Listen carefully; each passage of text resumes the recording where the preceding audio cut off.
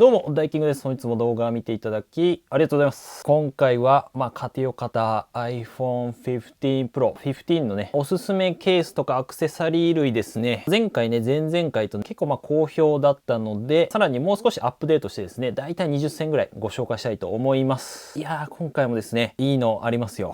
本当にまずは、保護フィルム系とかですね。主にケースになります。で、前回ご要望いただいた、じゃあどれがどういう方におすすめなのかっていうのもお話ししようと思いますので、チェックしていただければと思います。実際に本当に使ってみて、ああ、いいなっていうものばかりですので、ぜひご覧いただければと思います。で、iPhone 15と15 Pro のね、レビュー動画もありますので、もちろんアクセサリー類ね、他も紹介してますので、ぜひチェックしていただければと思います。行ってみましょうか。まずはね、トラスのね、保護フィルムですね。これもね、めちゃくちゃ売れてましたね。正直ね、売れてました。付属品ね、しっかり、入ってまして、このオレンジの枠っていうのがね、ついてて、保護フィルム買う場合はですね、このガイド枠がついてるものが、非常におすすめなんですけども、通常のフィルムと一緒で iPhone とかをね、綺麗にしていただいてからですね、それはね、同じなんですけど、このガイド枠自体にこれもうフィルムがついてるので、上からはめて、そのまま引っ張ればですね、もうすぐできてしまうというね。はい。一般的なものは上からまたこう自分でね、フィルムはめてつけるっていうタイプなんですけども、なんでその分非常に簡単というか失敗しにくいというかね。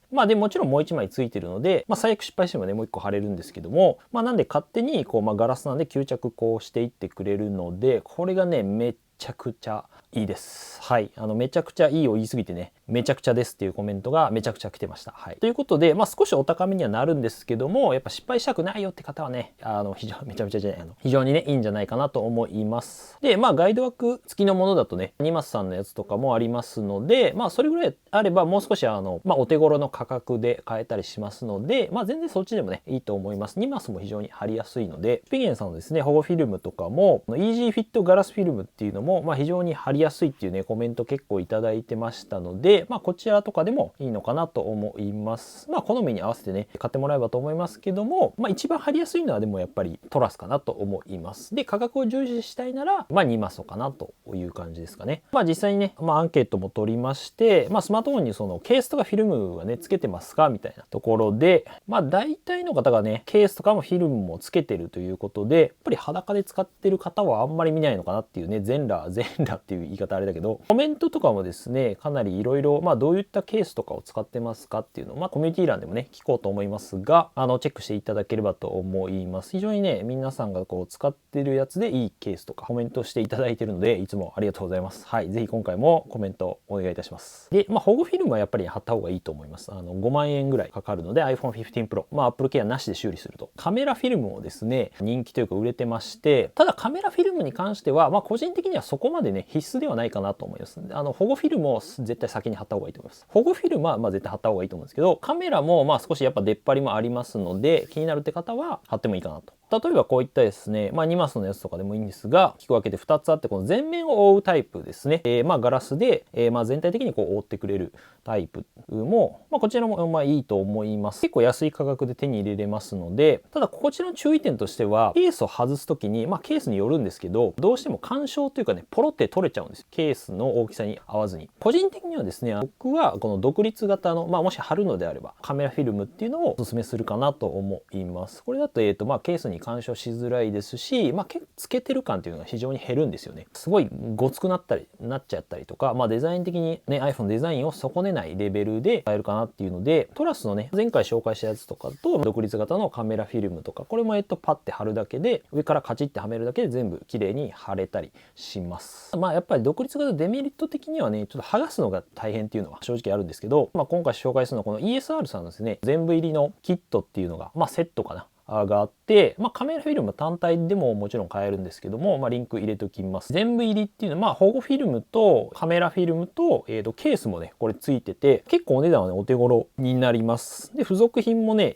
非常に充実しております。これね、非常にいいなって思いました。こう買っとくよ、もうなんか、とりあえず大丈夫みたいな感じではあるので、ここからこうはめてですね、もう取るだけでこちらも簡単にできるので、こちらクリアタイプですかね。これね、今僕つけてるんですけど、めちゃめちゃいいかなと思います。また言っちゃったね。ただやっぱちょっと反射とかはね、写真撮る時に気になる時があるんですけど、出っ張りとかもね、そんなにない、ほぼないですし、つけててもそこまで気にならないので、僕はいいかなと思います。で、一応写真撮影とかもね、特に夜間とか、けど特にナイトモードとかで使っても、そこまで違和感はなかったかなと思います。ただやはりね、フレアというか、光がこう、反射してくる、こっちに向いてるような状態とかだと、映り込みとかゴーストとかが気になる時は、正直ありましたが、そこまで普段使ってて、うわーっていうレベルではないと思います。ただゼロではないかなと。フレアとかは、やっぱ出やすいっていうのはあると思います。これ iPhone の特性っていうのもあるので、ここまで気にはならないのかなと、個人的には思うんで、大丈夫じゃないかなと。気になる方はなんで、貼らない方がいいかなと思うんですけど、ケースの方なんですけども、こちらに一緒に付属してあるですね、この ESR のクリアケースですかね。非常にクリアで、こちらはね、結構しっかり守れるケースになってます。なので、隅っこに結構エアガード入ってたりとか、あとストラップホールとかもありますし、で、後ろの磁石とかも非常に強力で、かなり守備力高いなっていうか、で、ホールド感もね、結構持った感じも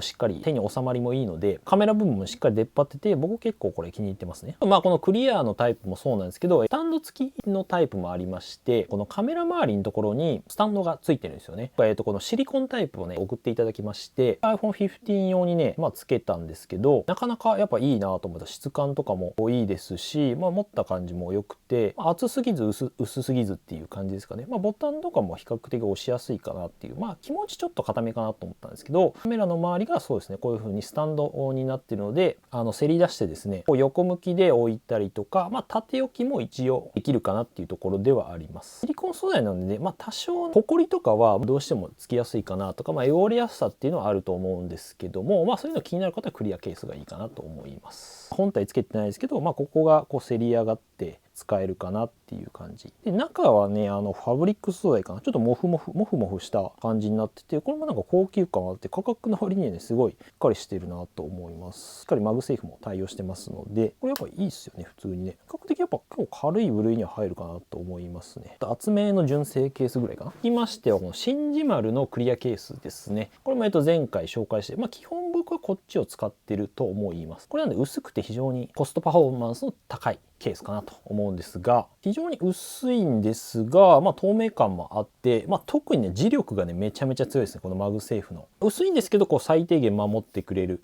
っていう形にはなってます。ボタン部分も押しやすいですし、やっぱりこの iPhone の非常にデザインを生かして、薄く持ちたいなっていう人はね、全裸はちょっときついけどみたいな人には結構おすすめ、でしかも値段もかなり、お手頃なので1000円台ぐらいで買えるんでね、守備力はね耐久性っていうのはやっぱそこまでないので、一回僕コンクリートに落としたらちょっと割れちゃったんで、iPhone は守れるんですけど、なんで結構最初のケースとか、コスパ高いケースで、一旦使いたいよっていう方におすすめかなと思います。これ15用なんですけど、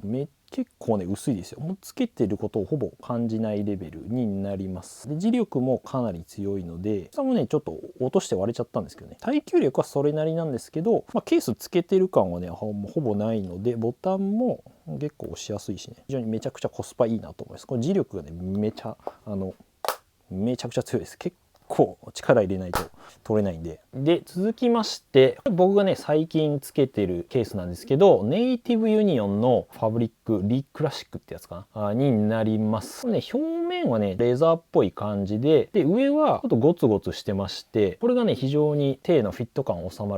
まりが良くて、で横のボタン部分もね特殊な構造してて、ちょっと出っ張ってるような感じなんですが、意外と押しやすいという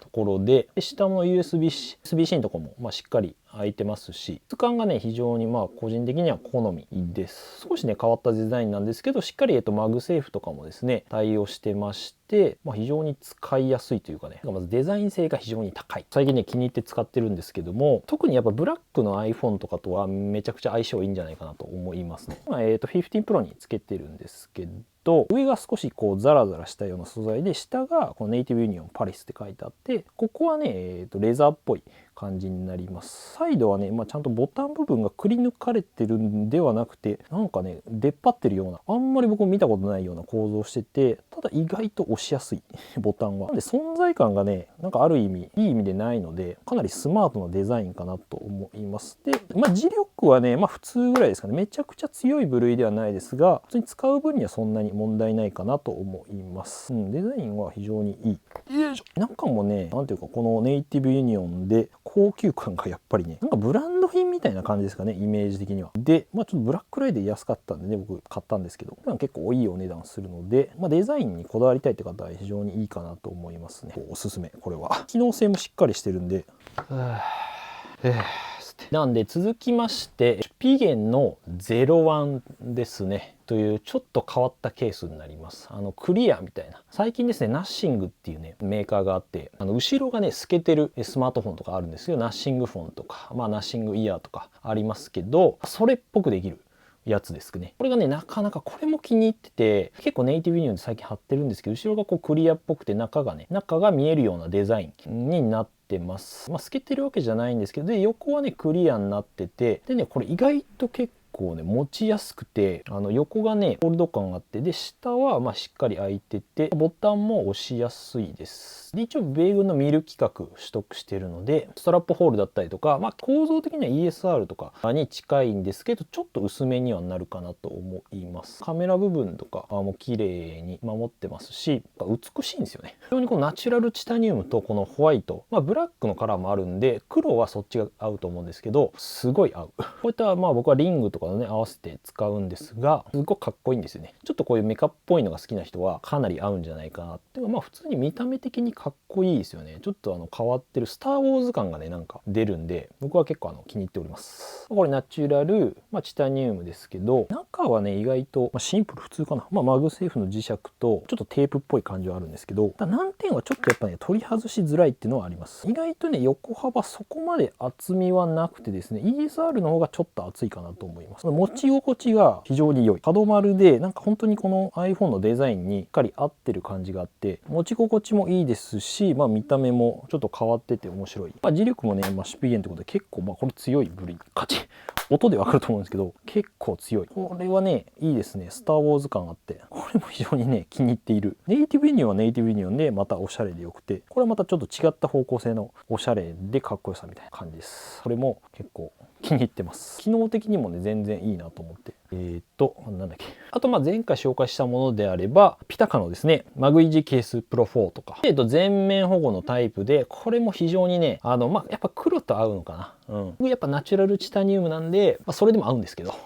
ブラック iPhone とかはかなり合うと思います。で持ち心地もね非常に良くて、このリングもねめっちゃいいんですけど、しっかり守ってくれて、で軽いんですよね。あと触り心地、質感が非常にいいです。このアラミド繊維っていう、宇宙船とかスポーツカーに使われている素材なんですけども、このマグイジケース4っていうですね、もう少し薄いタイプ、さらにこっちは本当にね裸感覚で使えます。めちゃくちゃ薄い。これは 0. 何ミリ、紙ぐらいのね薄さだったと思うんですけども、ただ上と横開いてるけど、これつけてた時に実際落としたんですけど、傷はほとんどつかなかったので、ここ開いてるんだけど意外と安心して使えるんだなと思いました。落とした時怖かったんですけど、非常に薄くて軽いケースになるので、こちらもおすすめかなと思います。前回もね結構好評だったんですけど、モフトのですねこのモバスのレザーケースで、今回アップルのですね純正ケースはレザーがなくなっちゃったんですよね。ウーブンナイロンっていうなんか特殊素材になったんですけど、あんまり正直評判が良くなくて、僕も持ってるんですけども、耐久性の問題とかなんか色移りしちゃったりとかがあるんですが、それの結構代用じゃないんですけども、非常にいいかなと思います。中もねファブリック素材で、見た目もね触り心地もいいですし、全部いいって言ってるじゃないかって言われる、コメントもあったんですけど、基本的にいいものしかそもそも紹介してないんで、特にやっぱこのグレーとかナチュラルチタニウムと非常に合いますし、で側面もね結構ボタンが金属素材になってて高級感ありますし、しっかりとこう、マグセーフとかもねきますので、モフトとかね他の製品との相性も非常にね、スタンドとかも前回紹介しましたけど非常にいいですね。やっぱりこのモフトのウォレット、非常に相性良くて、このレザーっぽい感じ、特殊素材の、最近新しいの出たと思うんですけど、横置き、これ縦置きもできて、カードも入れれるので、これかなりベストセラーのアイテムになりますので、これはいいっすよね。特に縦置きが非常にやりやすいんで、ファッションアイテムとして非常に使いやすいのでおすすめかなと思います。ケース自体はこんな感じで白いのかな。で中は結構ファブリック素材になってますが、下にこうなんていうかな、このスリングケースというか見かけのやつを入れる縁とかも入ってます。で鹿はしっかり開いてるので複雑もね割としやすくて持ち心地もいいですし、ナチュラルチタニウムとめちゃくちゃ合う、非常に合う。こういったモフトとかつけて、使いやすいかなと思います。いいですよね。金属部分ボタンになってるので引っ張り合って押しやすいかなと思います。ファッションアイテムとしていい、そもそも。機能面で言ってやっぱこのですねトラスの360度多機能回転するケースですかね。これもね結構売れてて、後ろがこうリングっぽくなってこう回せるのでスタンドとして使えますし、横向きにしたりとか、やっぱ縦置きが特に安定感ありますのでこれがやっぱいいかなと思います。であと収納して、でこの前とマグセーフ充電とかできるので縦置きがね非常に操作しやすくて、縦置きでやっぱり安定して使いたいよって方は非常におすすめかなと思います。クリアタイプとかもありますし、あとブルーとかもあるので、ブルーとかやっぱそのブルーチタニウムと非常にその相性良さそうなの。クリアケースにするとやっぱりねナチュラルチタニウムもね非常に見えますし、グレーのカラーとかもあるのでチェックしていただければと思いますね。機能性とかはやっぱかなりいいと思います。ケースまとめますと、じゃあどれ選べばいいんだっていうのねあると思うんですが、まずやっぱコストパフォーマンスで選ぶのであれば、最初のケースとしてやっぱシンジマルのクリアケースですかね。特にやっぱ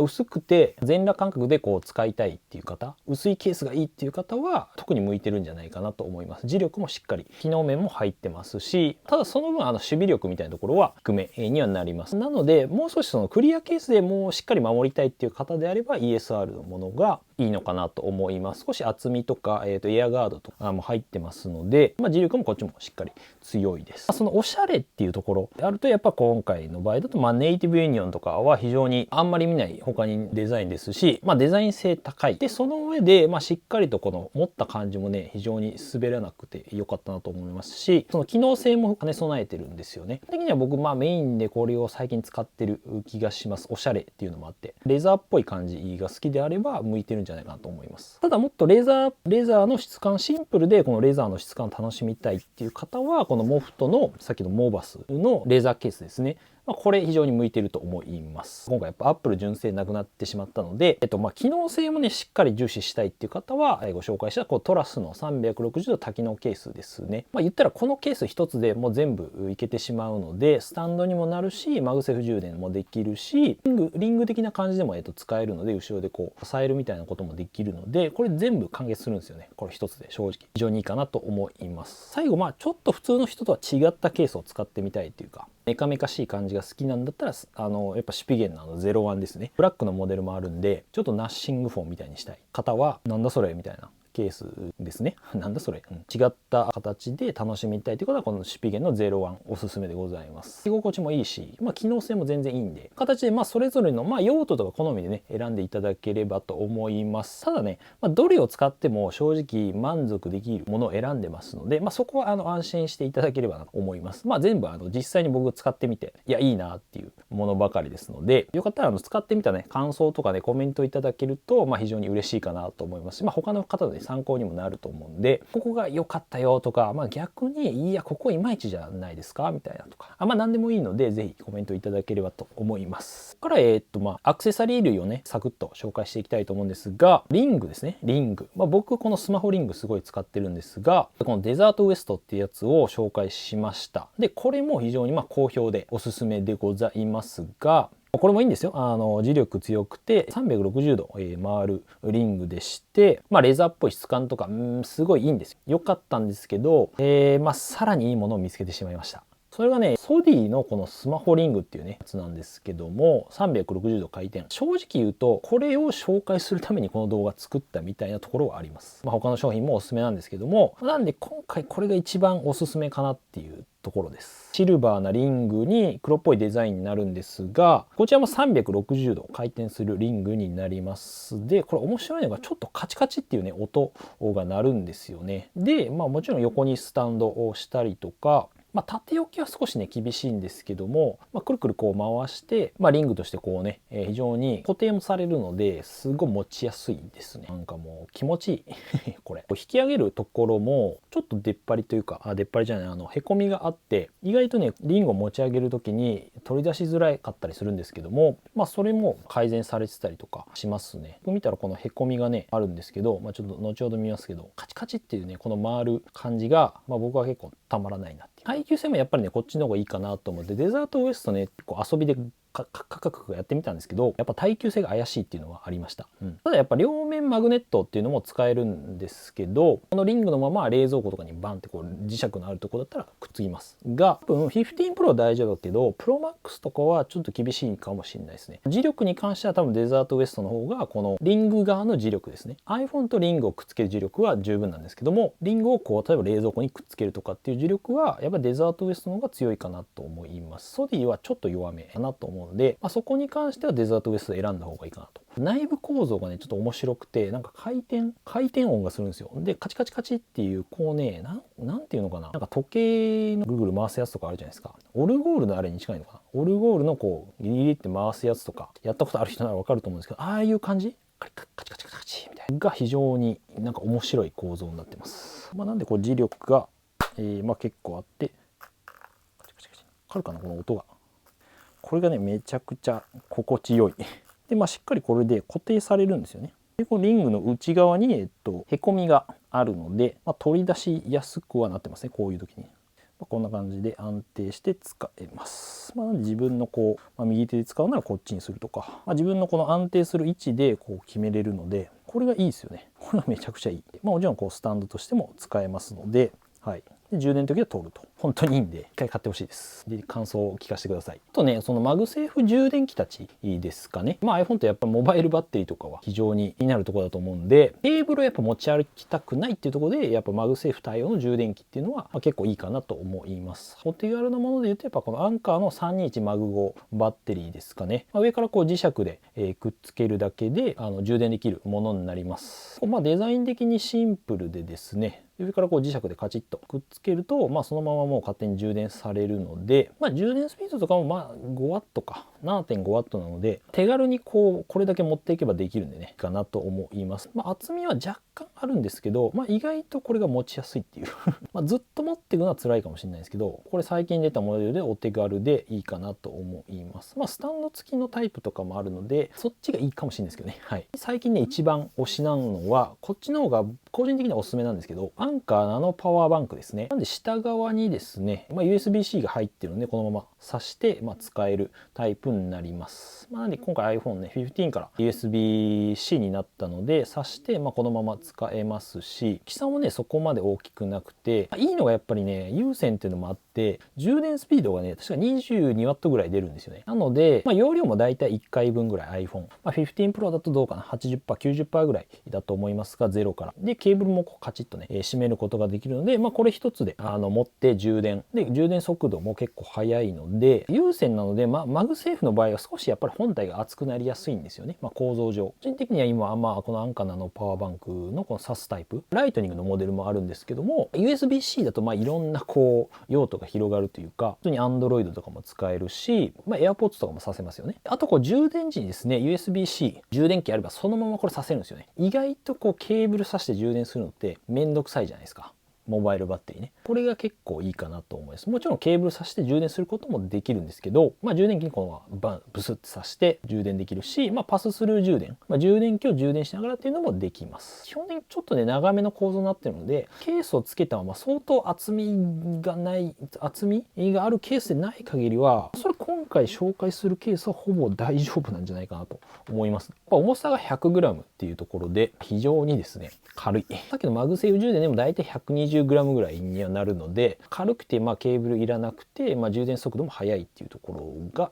非常にいいかなと思います。はいね、ちょろっと紹介したケースティファイのねこのストラップもめちゃめちゃ良くて着脱できて、これもちょっともうさらっと紹介になりますけども、首掛けのタイプになります。質感がね非常に良くて、これシルバーなんですけど、iPhone このケースの下に、この板みたいなのをはめてくっつけます。で着脱もね、この iPhone 側の着脱も非常に楽で、でも質感はしっかりしてるんで、僕はこの財布をねマグセーフ対応のやつをつけてこう一緒に使ってます。変わったタイプ、首掛けでおしゃれに使えるかと思うんで、他にいろんなこうケースティファイのタイプ、他の首掛けタイプあるんで、ちょっとチェックしていただければなと思います。概要欄に貼っときます。今回ねこのミーバンド8っていうねスマートバンドなんですけども、小型で今回かなりね高級感が出まして、アップルウォッチっぽい感じで、アップルウォッチ高いけど受けれないなっていう方にはこれ非常におすすめなのかなと思います。動作も結構ね滑らかになって、基本的な機能は全部同じですかね。心拍数とか血中酸素レベルとかなんかあるかな。睡眠もねトラッキングも勝手につけてると、自動でやってくれるので、スマホを探すとかね便利ですよ。やっぱりここからiPhone 鳴らしたりとかできるので、小型で非常に使いやすい。でやっぱりこれ完全防水なので全然泳いだりしても大丈夫です。通知とかもね LINE とかも来ますので、通知を来ないようにすることもできますし、結構細かくね設定できます。つけててやっぱりね装着感が非常に軽いっていう